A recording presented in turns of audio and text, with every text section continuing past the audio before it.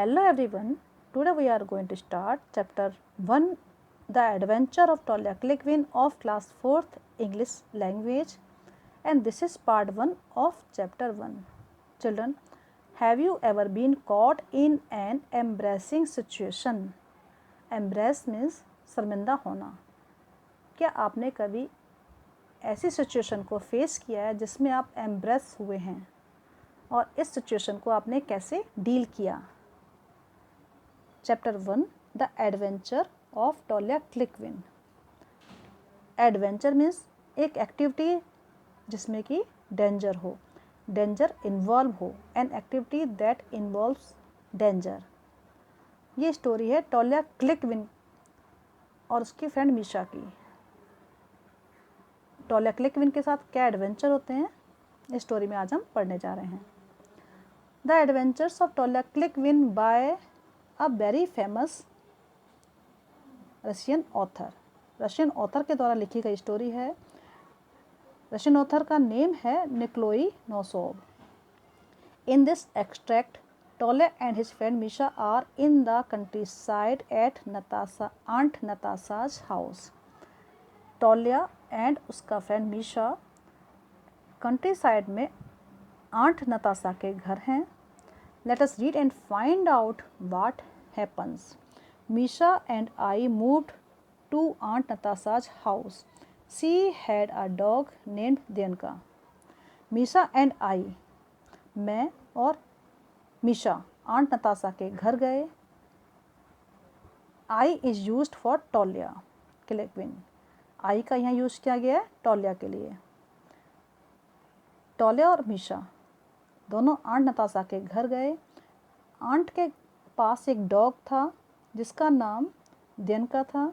The very next day Dianka had 6 puppies. Aunt Natasha was very upset when she saw how many puppies there were. We promised we would find homes for them when they got a little bigger. Next day क्या हुआ? द्यनका के 6 puppies होते हैं. Aunt Natasha इतने सारे puppies को देखकर upset होती हैं. आंट नताशा इतने पपीज को देखकर अपसेट थी, परेशान थी. अब इन दोनों फ्रेंड ने आंट को प्रॉमिस किया कि जब ये पपीज थोड़ा बड़े हो जाएंगे तो वे इनके लिए कोई ना कोई घर ढूंढ देंगे. Soon the puppies were running along the yard and we spent our time playing with them. Aunt Natasha reminded us about finding homes for them. Yard एक ओपन एरिया होता है घर का, an open area of a house. जल्दी ही क्या हुआ? ये puppies बड़े हो गए और यार्ड में इधर उधर दौड़ने लगे और ये दोनों फ्रेंड भी उनके साथ खेलते हुए अपना टाइम स्पेंड कर रहे थे. आंट नताशा ने दोनों को रिमाइंड कराया कि दोनों ने प्रॉमिस किया था पपीज के लिए घर ढूंढने का.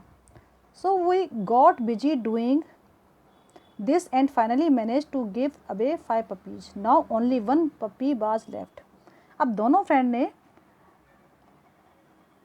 उन 6 पपीज के लिए घर ढूंढना स्टार्ट किया और फाइनली उन्होंने 5 पपीज को मैनेज कर दिया. 5 पपीज को किसी न किसी घर में शिफ्ट कर दिया. अब उनके पास केवल 1 पपी बचा था. He had a lovely expression and big eyes that always looked surprised. We named the puppy Paul. Misha couldn't part with him. He wrote a letter to his mother. अब उनके पास केवल 1 पपी बचा था जिसके expression lovely थे और eyes big थी. उसके वह सरप्राइज लुक देता था. इसका नेम उन्होंने रखा पॉल. मीशा उस पपी को किसी और के घर शिफ्ट नहीं करना चाहता था, इसीलिए उसने एक लेटर अपनी मदर को लिखा.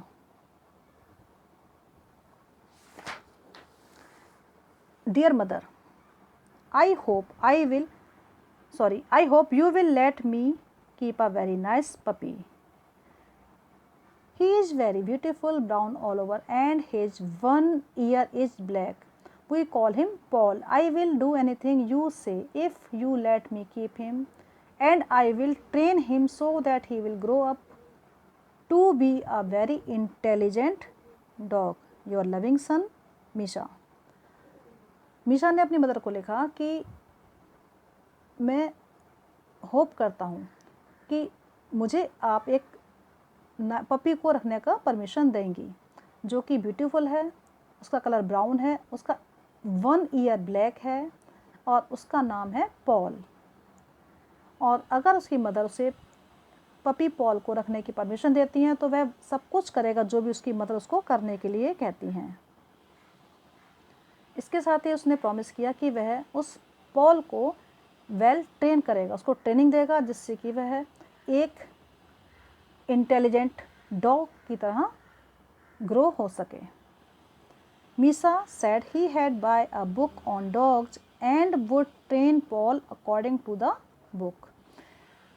मीशा कहता है कि उसके पास एक डॉग के बारे में एक बुक है और बुक के अकॉर्डिंगली वह पॉल को ट्रेंड करेगा। Several days passed, but there was still no reply from Misha's mother. There was a letter from her, but she did not mention Paul।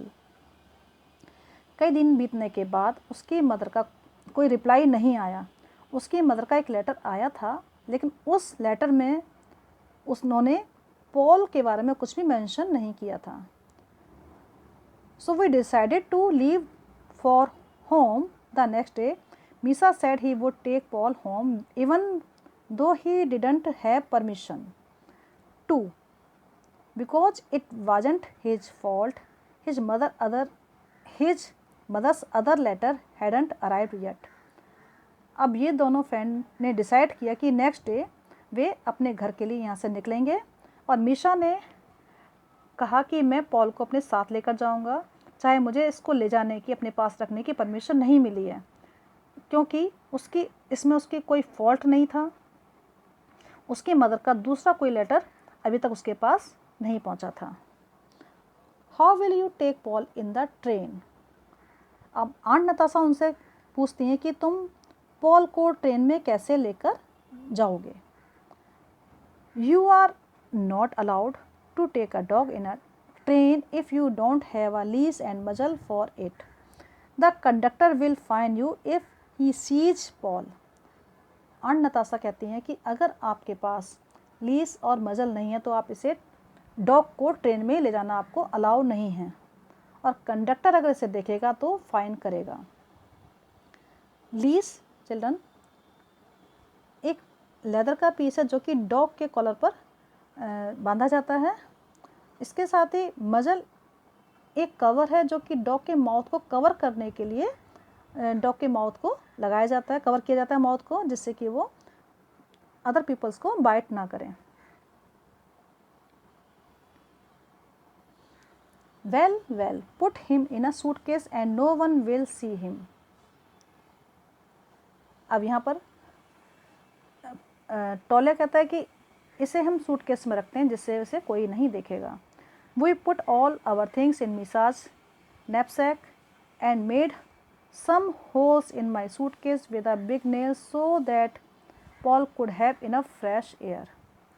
अब ये दोनों फ्रेंड क्या करते हैं, मीशा का बैग में, नैपसैक क्या है, एक बैग है जो कि स्टडी मटेरियल से बना हुआ है, तो मीशा के बैग में सभी अपना सारा सामान उसमें रखते हैं और टॉलिया के सूटकेस में एक बिग नेल से होल किया जाता है, उसमें होल्स किए जाते हैं। यहाँ सूटकेस में देख सकते हैं होल्स जो कि बिग नेल से किए गए हैं जिससे कि पॉल ब्रीथ कर सके, उसे फ्रेश एयर मिल सके। We put a chunk of bread in case he got hungry, then we put Paul in the suitcase and Aunt Natasha came to see us off। We found seats next to an old man who was dozing। अब suitcase में whole करने के बाद suitcase में एक bread का piece रखा जाता है जिससे कि पॉल अगर हंग्री होता है तो वो इसे खा सके। इसके बाद पॉल को सूटकेस में रखा जाता है और आंट नताशा उन्हें सी ऑफ करने आती हैं। अब इन दोनों फ्रेंड को ट्रेन में सीट मिलती है और उनकी सीट के अगली सीट पर एक ओल्ड वुमेन जो कि सो रही थी, who was sleeping, dozing mean sleeping. There was no one else nearby. Misha slide the suitcase under the seat. अब इनकी सीट के आसपास कोई नहीं था। अब मीशा ने क्या किया, सीट के नीचे सूटकेस को स्लाइड कर दिया। All was well till we came to the next stop. Some more passengers got on. A man, women and a girl came and sat in our compartment. Next stop आने तक सब कुछ ठीक ठाक था।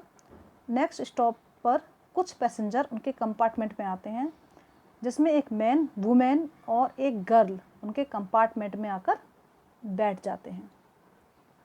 सडनली क्या हुआ, a loud scratching came from under the bench. That's Paul, Misha whispered. अब मीशा ने धीरे से कहा, विस्पर्ड मीन्स फुसफुसाना, धीरे से कहना। जब बेंच के नीचे से स्क्रैच करने की बहुत तेज आवाज़ आई तो मीशा ने धीरे से कहा, ये तो पॉल है। But if he starts barking, अगर वो बार्क करना स्टार्ट कर देता है तो क्या होगा। Paul was scratching away as if he were trying to tunnel out of the suitcase. Suitcase में जो पॉल को रखा था वो स्क्रैच कर रहा था, जैसे कि वो उसमें से बाहर आने की कोशिश कर रहा था। Help, it's a mouse. जो गर्ल वहाँ आकर बैठी थी उनके कंपार्टमेंट में, उसने डर के मारे चीखा और उसने कहा, ये तो माउस है, और उसने अपने लेग्स को ऊपर कर लिया। Don't be silly Lina, her mother said. उसकी मदर ने क्या कहा, डोंट बी सिली लीना, कि ट्रेन में माउस कैसे आ सकता है। At this Misha began to cough loudly and move the suitcase about with the tip of his shoes. इसी बीच में क्या किया, मीशा ने थोड़ा सा तेज़ से अपने आप को, जैसे खांसी होती है ऐसे किया उसने, और सूटकेस को अपने पास, अपने शूज के टिप के पास रख लिया। Paul was silent for a few moments and then began to whine. Everyone exchanged surprised looks. Just then someone in the next coupe began playing an accordion. जब मीशा ने सूटकेस को अपने पास शूज के पास रखा तो पॉल कुछ मोमेंट के लिए साइलेंट हो गया था। उसके बाद उसने फिर से सैड साउंड में अपनी आवाज़ निकालना शुरू कर दिया। Wine means sound made by a dog when it sad. जब डॉग सैड होते हैं तो इस तरह की साउंड निकालते हैं। और ये साउंड सुनकर सभी वहाँ बैठे हुए सभी एक दूसरे को देखकर सरप्राइज हो रहे थे। सभी ने एक दूसरे को सरप्राइज लुक दिया। Just then someone in the next coupe began playing an accordion and the sound of the music drowned out Paul's whining, but a few moments later the music ended. उसी time क्या हुआ, next कूप में किसी ने एक music instrument होता है accordion, इसे प्ले करना स्टार्ट कर दिया। यहाँ चिल्ड्रन आप पिक्चर में देख सकते हैं, ये है accordion, a portable wind instrument with a small keyboard. तो नेक्स्ट कूप में किसी ने अकॉर्डियन को प्ले करना स्टार्ट कर दिया, जिससे कि पॉल की जो साउंड आ रही थी वो म्यूजिक में दब गई थी। लेकिन कुछ मोमेंट के बाद म्यूजिक भी बंद हो गया था। Let's recite poetry in loud voice, said Misha. अब मीशा ने कहा कि हम ऊंची आवाज़ में पोएट्री स्टार्ट करते हैं। All right, you start, said I. There was a tiny yelp under the seat. Misha cleared his throat and began reciting. अब मीशा ने अपने थॉट को, गले को क्लियर किया और उसने रिसाइट करना स्टार्ट कर दिया, क्योंकि सीट के नीचे से अभी भी धीरे धीरे डॉग की, पपी पॉल की आवाज़ आ रही थी। उन्होंने पोएम स्टार्ट की स्प्रिंग सीजन के according. Green the grassy meadow, bright the shining sun, gay the spring time swallow, good cheer to everyone. Spring season में क्या होता है, चारों तरफ ग्रीनरी होती है, हरियाली होती है और सन शाइन कर रहा होता है, और वो मौसम ऐसा सुहाना होता है कि सभी को अच्छा लगता है, सब हैप्पी होते हैं। There was laughter behind us, someone said it is nearly autumn and here we are welcoming the spring. अब ये पोएम सुनकर पीछे से किसी ने हंसते हुए कहा कि हम ऑटम सीजन के नज़दीक हैं और यहाँ तो स्प्रिंग सीजन को वेलकम किया जा रहा था। यहाँ and here we are welcoming the spring, और यहाँ हम स्प्रिंग सीजन को वेलकम कर रहे हैं। Lina giggled and said, what funny boys, first they scratch like mice, then they recite poems. अब लीना ने भी, गिगल्ड मीन्स धीरे से हंसना, दबी हुई हंसी होती है, उसे हम कहते हैं गिगल्ड। हंसते उसने क्या कहा कि ये फ़नी बॉयज हैं, पहले तो ये माइस मीन्स चूहों की तरह स्क्रैच करते हैं, उसके बाद ये पोएम रिसाइट करते हैं। मिसा paid no attention to anyone.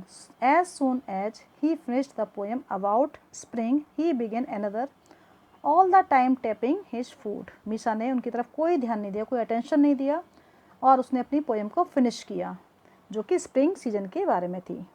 इसके बाद उसने दूसरी पोएम स्टार्ट कर दी और लगातार वह अपनी पोएम रिसाइट करते समय क्या कर रहा था, अपने फूट को टैप कर रहा था जिससे कि पॉल की आवाज़ को दबाया जा सके। अब ये दोनों बॉयज क्या कर रहे हैं, एक एम्ब्रेसिंग सिचुएशन है जिसको ये डील कर रहे हैं, राइट, उसको हम फेस कर रहे हैं दोनों।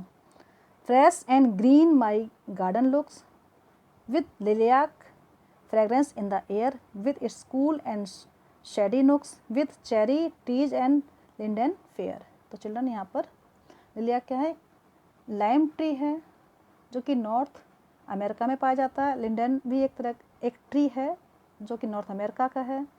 तो ये पोएम स्टार्ट करते हैं समर सीजन की, जिसमें कि गार्डन में ग्रीन है और जो ट्री है, लाइम ट्री है, उसकी फ्रेगरेंस एयर में आ रही है, और कूल और शेडी नुक्स है, वहाँ कूल है और शेडी भी है, छाया भी है ट्रीज की। नेक्स्ट क्या होता है, summer at last.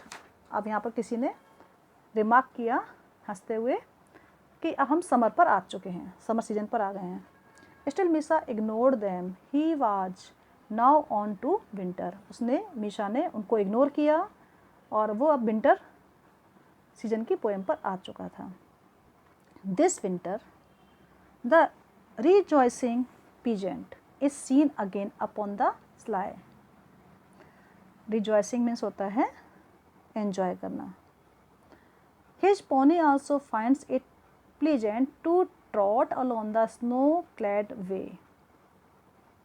Winter season में क्या होता है, वहाँ चारों तरफ स्नो होती है और स्नो पर उसका जो पोनी है, एक type of just like a horse है, स्मॉल हॉर्स है, जो कि उस पर स्नो पर स्लाइड कर रहा है, दौड़ रहा है।